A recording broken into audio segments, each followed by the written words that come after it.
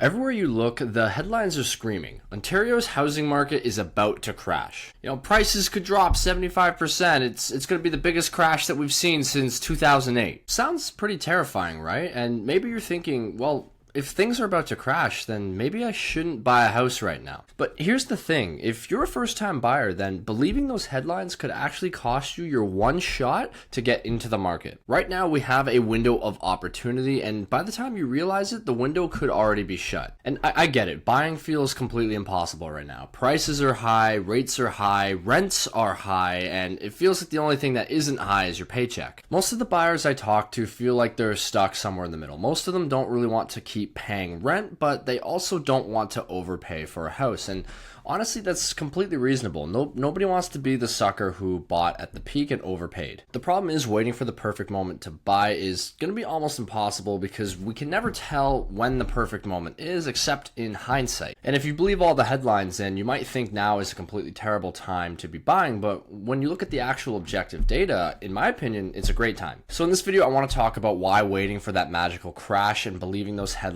might actually cost you more than you think. Headlines love drama. The word crash is their favorite toy because it gets clicks. It's the way that our brains are wired. We're evolutionarily configured to look out for threats and to try our best to avoid mistakes. Fear gets clicks, anger gets clicks, and even hype gets clicks. And that's why in 2020 and 2021, all the headlines were saying, buy real estate now, it's the best investment, it only goes up and up and up. That hype was gasoline on the fire, and it drove buyers into a frenzy where they were throwing conditions out the window and they were paying six figures over the asking price. And a lot of those buyers ended up getting burned. They bought into the hype that real estate is going to keep going up and up and up at that astronomical pace that we were seeing during COVID. And then they ended up having to sell at a loss a few years later because they were buying homes that they couldn't actually afford. And it's funny, those same headlines that were saying buy now or miss out entirely are now saying the opposite. They're saying don't buy, it's way too risky. If you just follow the headlines blindly to a T, you're most likely going to end up doing the opposite of what you should be doing. In my opinion, 2021 was a fantastic time to sell if you could. Sellers made money hand over fist, but buyers not so much. Now, today, on the other hand,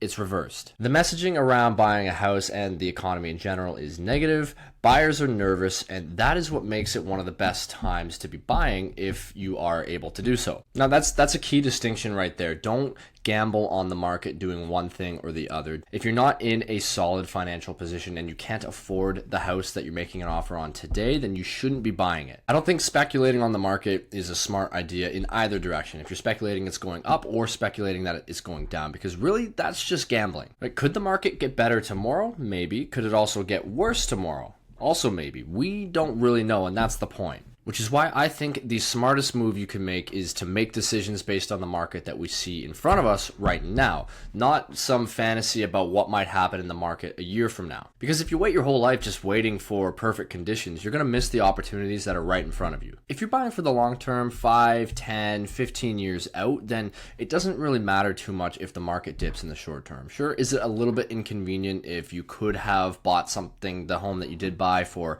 a little bit cheaper? Yeah, it's a little annoying.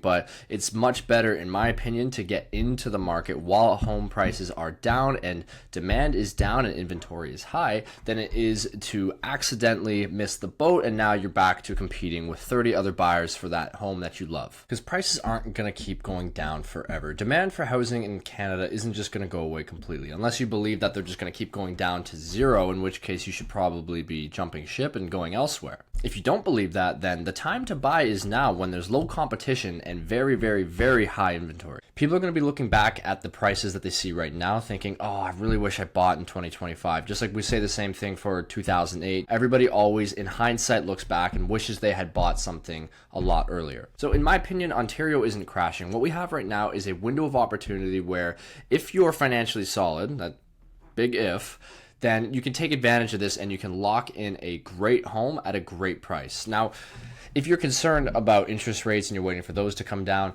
that's what everybody else is doing as well, okay? So the problem with that, if everybody is waiting for interest rates to drop before they get into the market, what do you think is going to happen once they actually do drop?